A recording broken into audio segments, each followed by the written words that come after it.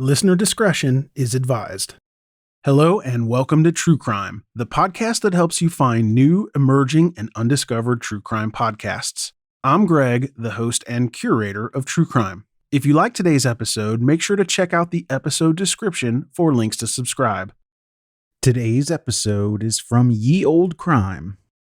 Join sisters Lindsay and Madison as they discuss the funny, strange, and obscure crimes of yesteryear.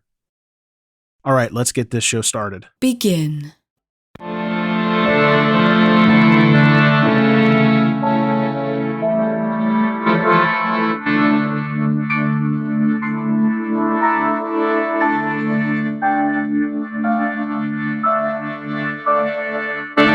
Hello and welcome to Ye Olde Crime, where we discuss the funny, strange, and obscure crimes of yesteryear. I'm your host, Lindsay Valenti, and with me is my sister and co-host, Maddie Stengel. Hello. Hi. It's been a week. It has. So, instead of doing the episode that I had originally planned, after the whole Roe v. Wade being overturned thing. Yep. The United States as a whole fulfilling its Handmaid's Tale destiny. Yep. Yeah. I spent a lot of time upset about what that meant for the future of my children. Yes. And my friends. And after crying, I got angry. So for this week's episode, I chose violence. And there will be lots of violence in today's episode. Think Game of Thrones level violence. So, like the Red Wedding? Yeah. So if you're not prepared for that, I would skip this episode. All right. Female rage. Yep. Feminine presenting rage? Yes. Red Wedding. All right. It's going to be good. Okay. This week, we are going to be discussing Queen Olga of Kiev. Oh, okay. Okay. Tie in some Ukrainian badassery. Yep. All right. Okay. Information was pulled from the following sources. A 2022 All That's Interesting article by Genevieve Carlton. 2022 The Collector article by Deanira Morris. 2022 The Conversation article by Miles Pattenden. 2015 History Answers article. Britannica. The Diocese of Westminster Youth Ministry website. We'll get there. And 4 Wikipedia pages. Ooh, not 1, not 2, not 3, but 4 stones. Wow. Name that movie. And links to all of these articles will be included in the show notes. Unless you've been living under a rock when Russia decided to invade Ukraine earlier this year, you have probably heard of today's woman and saint. That's right, she was canonized as a saint, but we'll get to that a little later. All right. First, let's get into who she was. Olga was born to Viking parents of Varangian descent in northern Russia, specifically Pskov, near the Estonian border, around the start of the 10th century, so that'd be 900 CE. Okay. Her exact birth date is unknown, but historians believe it was anywhere between 890 to 925 CE, although some speculate it was likely 903 CE. Okay. Unsurprisingly, very little is known of her life prior to her marrying Prince Igor I of Kiev at the age of 15. Okay, so she went from being a Viking wild child to a queen. Yep. So her parents, even though they were pagans, and she herself is/was pagan, they were considered a form of royalty. So she was, in fact, a princess when she married Prince Igor. So. Okay. Probably more of a political move? Probably. Igor was the son of Ruik of Ladoga, who was the founder of the Ruik dynasty and the next in line to rule. Following his father's death in 879 CE at the age of 55 to 54, the kingdom was run by Oleg of Novgorod, the Grand Prince of Kiev, from 879 to 912 CE until Igor was able to take over the mantle. All right. I should mention that Igor was very young when his father passed, so obviously his marriage to Olga came much later. Yeah, that's good. She didn't That's marry good. an infant, so We don't like children marrying children. no. Or children marrying creepy old guys. Yeah, just children marrying. Yeah, Let's wait. Let's sit on it. let's not do that. Let's wait. During Oleg's reign, he consolidated power in the region by conquering neighboring tribes in the Deniber cities and seized control of Kiev from the Norse rulers of the region, making it the capital city of the newly created Kievan Rus state, what is today Ukraine, Belarus, and Russia. So it's kind of like that pocket. That little border. Yeah. It helped that Kiev was located in an area that was ideal for raiding Constantinople. But you can't go back to Constantinople. No, which is modern-day Istanbul. Mm-hmm. In 883 CE, Oleg had the nearby Drevlians pay tribute, and in 907 CE, they took part in a military campaign with Kiev against the Byzantine Empire.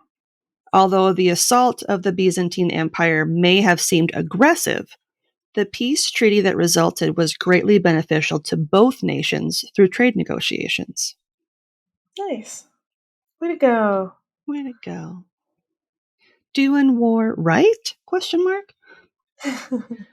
By the time that Igor was able to assume the mantle of Prince Igor I, it was only after Oleg passed away in 912 CE.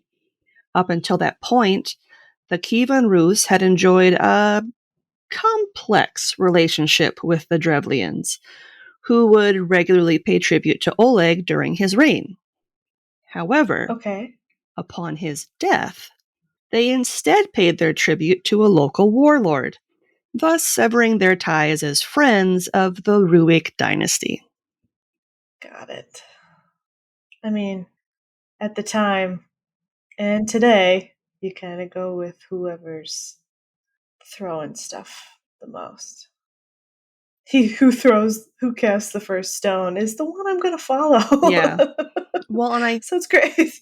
And I think it's something where, because prior to Oleg taking on the mantle of king, per his, I couldn't tell if it was like his brother or his cousin that was the first king. Probably his cousin. I think because he was so well respected prior to his death that when his nephew was taking over, they're like, screw this guy. And that's kind of what happened. Yeah, I feel like that I feel like that happened a lot. Yeah.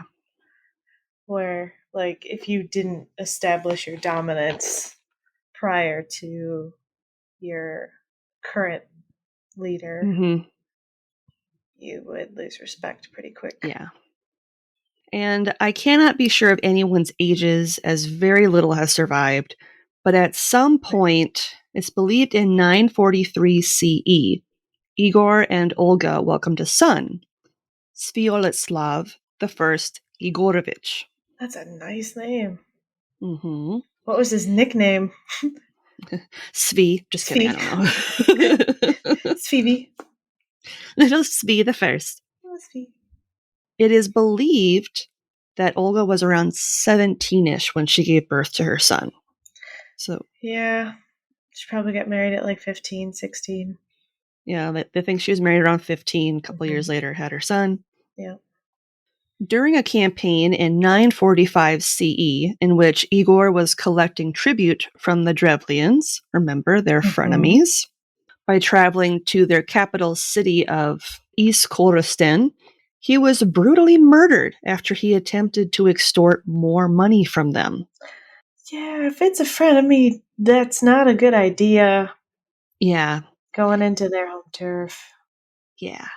Admittedly, this wasn't the smartest move on his part, considering that the Drevlians hadn't willingly partnered with the Kievan Rus in 33 years since Oleg's passing. And then you kind of wander in and you're like, pay tribute. And they're like, okay. And then you turn around and you're like, this isn't enough money. By the way, inflation. Ye old inflation. It's been 33 years, y'all. Ye old interest. So Leo the Deacon, who was a Byzantine chronicler, noted the gruesome details of his death as follows. Oh, God. Quote, they had bent down 2 birch trees to the prince's feet and tied them to his legs. Then they let the trees straighten again, thus tearing the prince's body apart. Oh, wow. End quote. At least you hope it'd be a swift death. You would hope. Was it like a clean? I don't know. Okay. According to historian Diodorus of Sicily, it's believed that Leo's account of Igor's demise may have been embellished, although similar tales have been shared. But that didn't change the fact that he left behind his young wife and their 3-year-old son in a precarious situation. Yeah. Because, women were highly respected, especially one who was 17. So respected. With a young king who didn't earn his place. Who was too young to rule. Yeah. Olga, now around 20, then became regent on behalf of her son, Sviatoslav, until he was of age to rule, and held the title of the first woman to rule Kievan Rus. Nice. The true legend of Olga starts following the weeks and months after her husband's murder. The Drevlians, following Igor's death, sent 20 emissaries to suggest that she marry their leader, Prince Mal. Oh, wow. Wow, thank you so much for bringing the matchmaking to me. Yep. That's nice. Olga was said to have responded, quote, your proposal is pleasing to me. Indeed, my husband cannot rise again from the dead. But I desire to honor you tomorrow in the presence of my people. Return now to your boat and remain there with an aspect of arrogance. I shall send for you on the morrow, and you shall say, we will not ride on horses, nor go on foot. Carry us in our boat, and you shall be carried in your boat.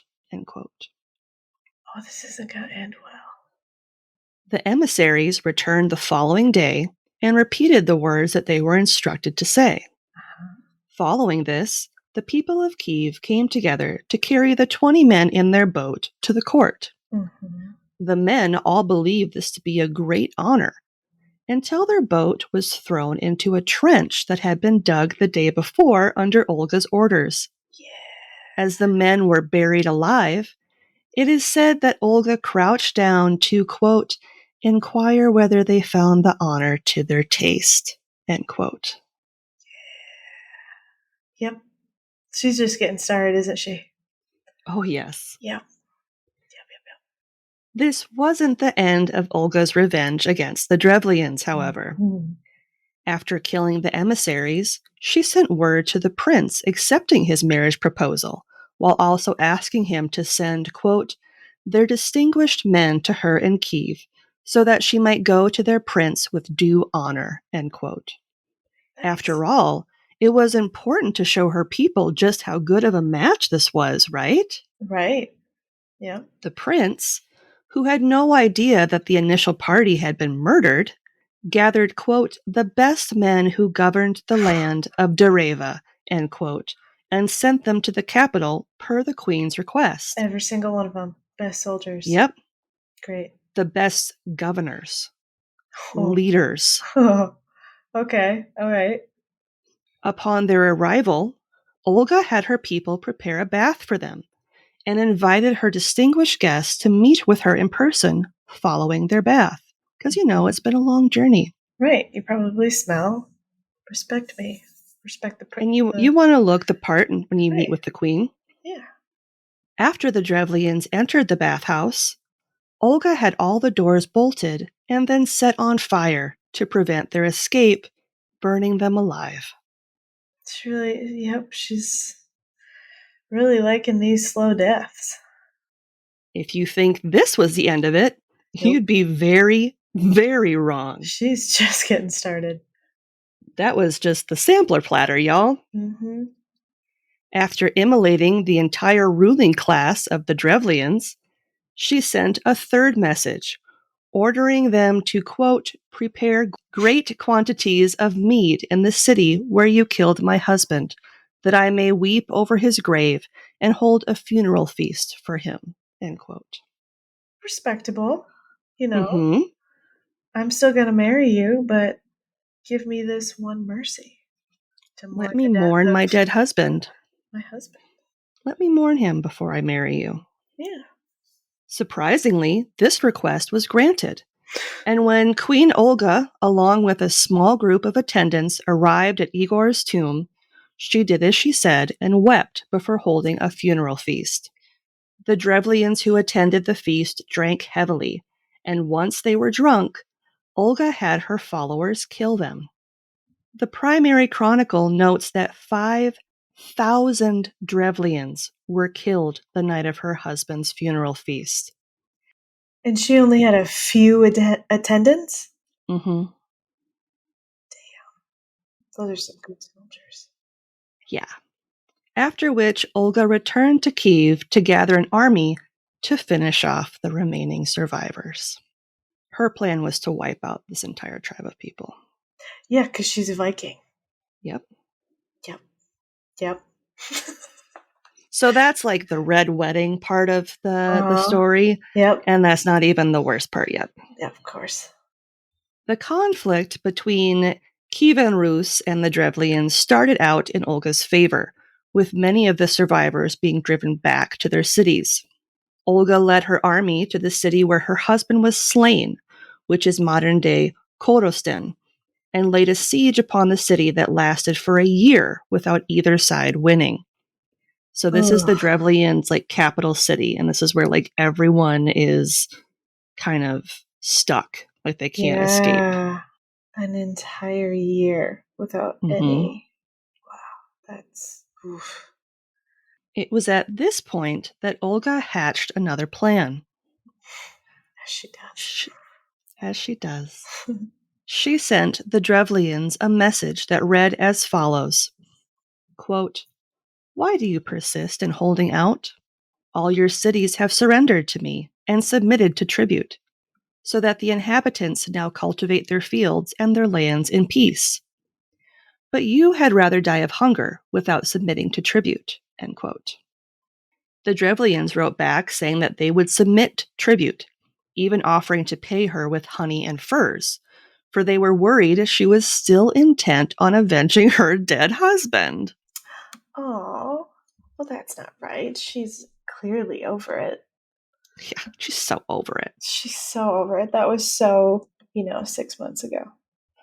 Igor, who, she said. Right. Olga responded that the murders of the messengers that were sent to Kiev, along with the 5,000 at the feast night, was enough bloodshed for her. Yeah. Instead, all she asked for was very simple, that each house give her 3 pigeons and 3 sparrows. Quote, I do not desire to impose a heavy tribute like my husband, but I require only this small gift from you, for you are impoverished by the siege, end quote. Dang. How hard would it be to catch those birds? Well, they probably would have had them in like cages, carrier pigeons and stuff. Mm-hmm. But let me take out any last piece of communication system you have. The Drevlians, surprised and delighted that such a small price could mean the end of the siege against them, eagerly granted her request. The following quote of the events comes from the primary chronicle. Quote, now Olga gave to each soldier in her army a pigeon or a sparrow, and ordered them to attach by thread to each pigeon and sparrow a piece of sulfur bound with small pieces of cloth. I remember this. When night fell, Olga bade her soldiers release the pigeons and the sparrows. So the birds flew to their nests, the pigeons to the cotes, and the sparrows under the eaves. The dovecotes, the coops, the porches, and the haymows were set on fire.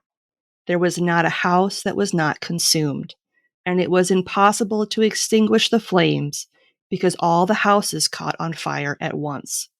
The people fled from the city, and Olga ordered her soldiers to catch them.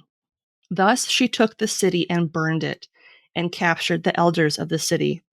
Some of the other captives she killed, while some she gave to others as slaves to her followers. Mm-hmm. The remnant she left to pay tribute. End quote. I remember that. I remember hearing that piece specifically. Mm-hmm. She spent 15 years working tirelessly to destroy the Drevlians. And until her son's coronation in 964 CE at the age of 21, she ruled Kievan Rus as regent thanks to her army and the support of her people. She continued to evade marriage proposals and defended the city during the siege of Kiev in 968 CE by the Bulgarians.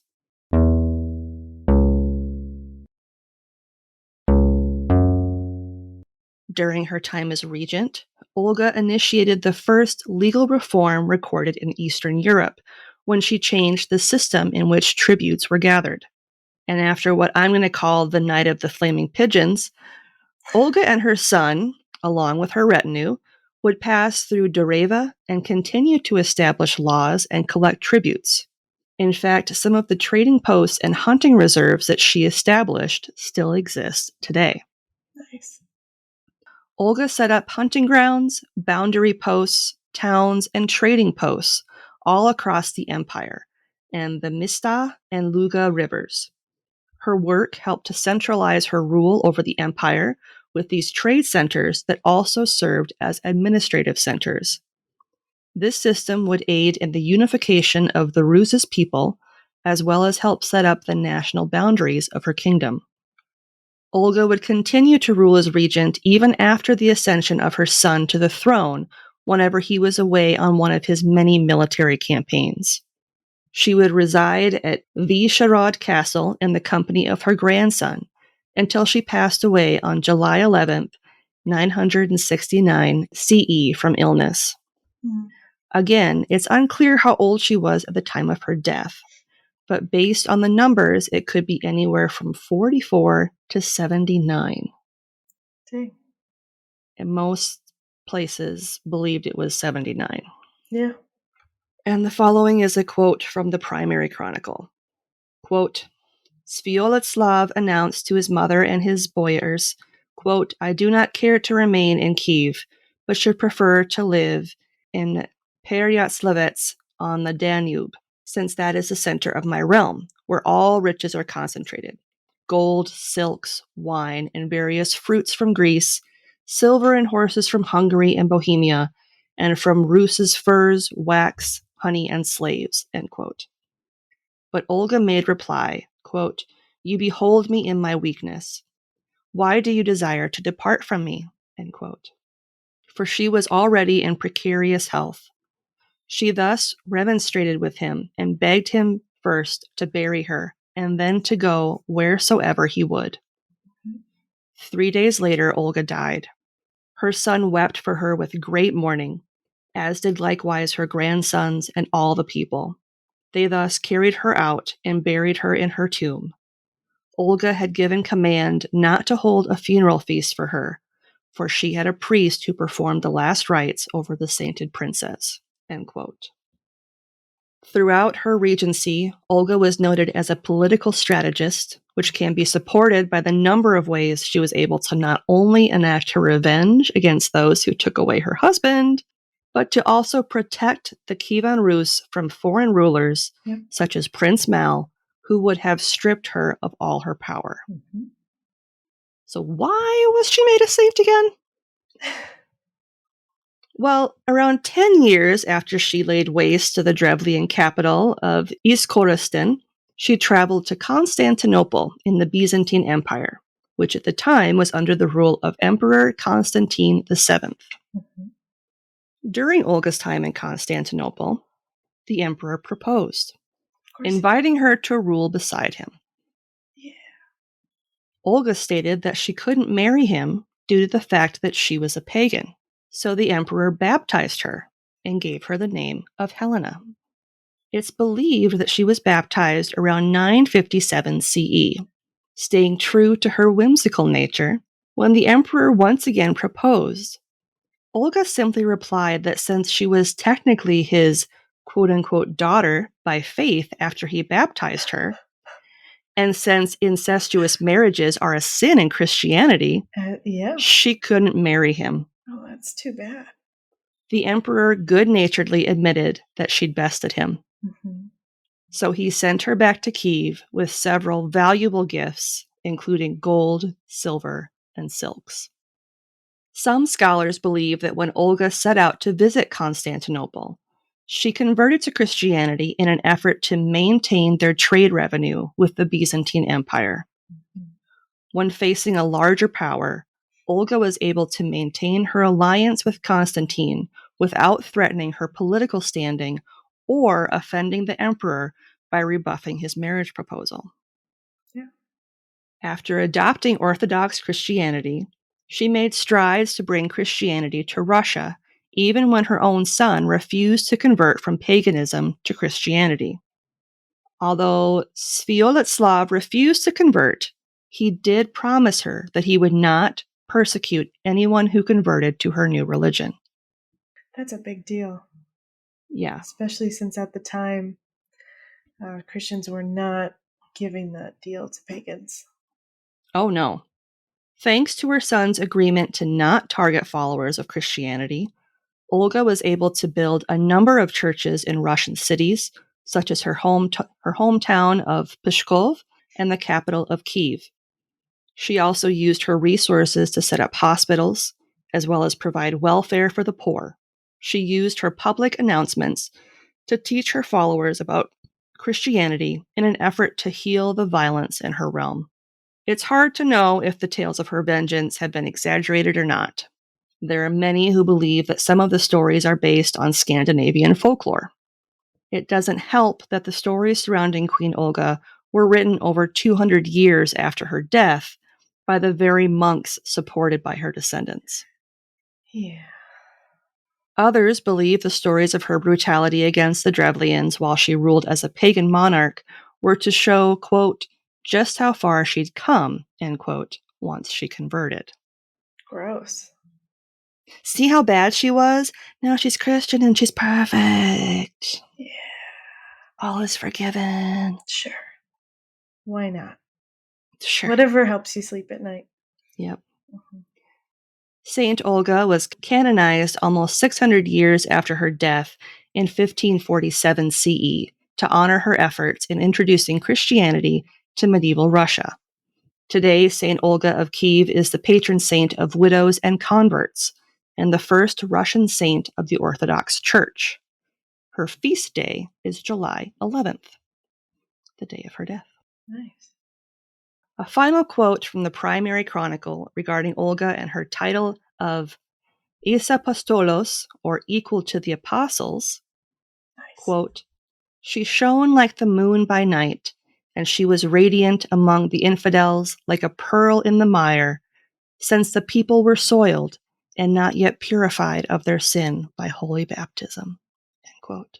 Yeah, fuck off. Yeah. Sorry. I'm not sorry. Sorry, not sorry. Not sorry. And that is the tale of the warrior queen, Olga of Kiev. I like it. I like it a lot.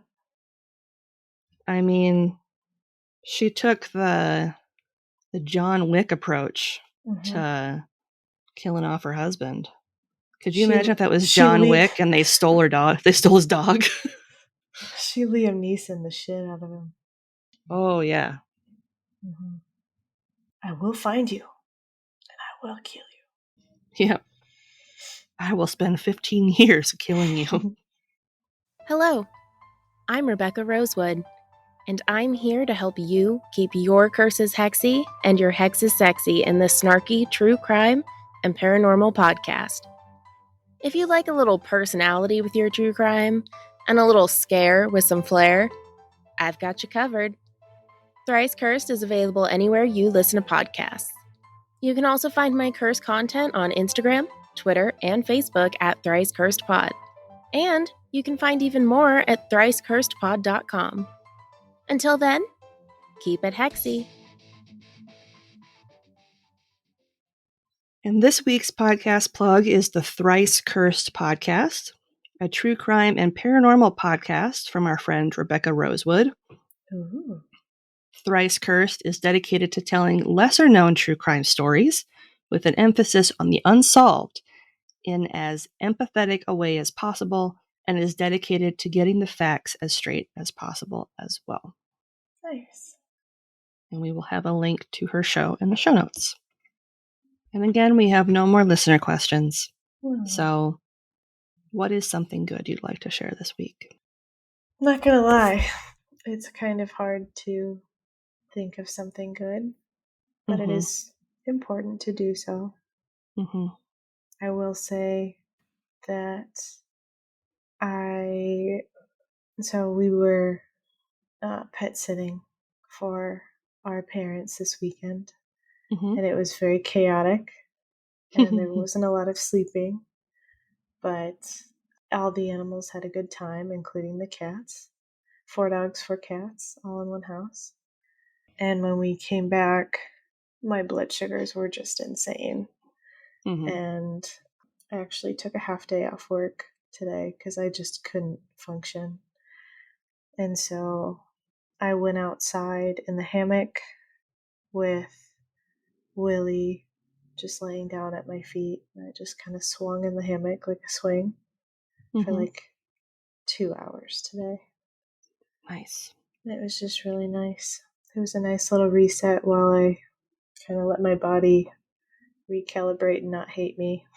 Because I had 6 consecutive low blood sugars in less than 24 hours, which, if you are not familiar with diabetes and the effects of lows, variable blood sugars, including lows, it really takes a toll on your body, and your mind gets kind of scrambled. And it took me 15 minutes to write a 2-minute email this morning, and it was just one of those things where it was like, okay, my body's telling me to rest, and I rested, and I'm starting to feel better. So things are looking up. What about you? It's one good thing. So this Friday, I will be heading to Yellowstone for our big family road trip this summer. Very exciting. Have you updated it for the flooding and parts that are closed? The section where we are staying and had planned to visit has been opened again. It is reopened. So it's the section of the park that's by Montana that is still closed and had the bulk of the flooding. So I had been talking to the Airbnb where we're planning to stay and was like, so what's going on? Like, I was in touch with her right away after I heard there was flooding. Like, are you okay?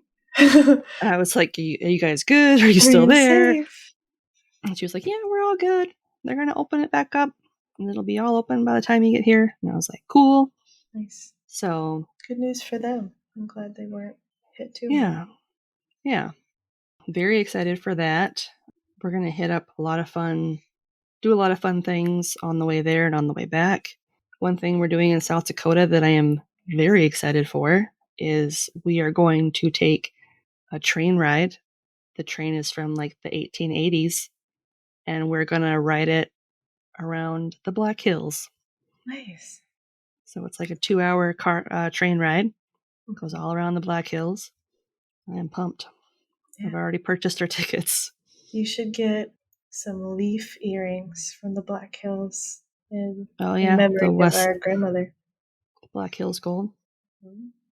Yeah, we're going to be doing a lot of fun stuff. Going to Waldrug.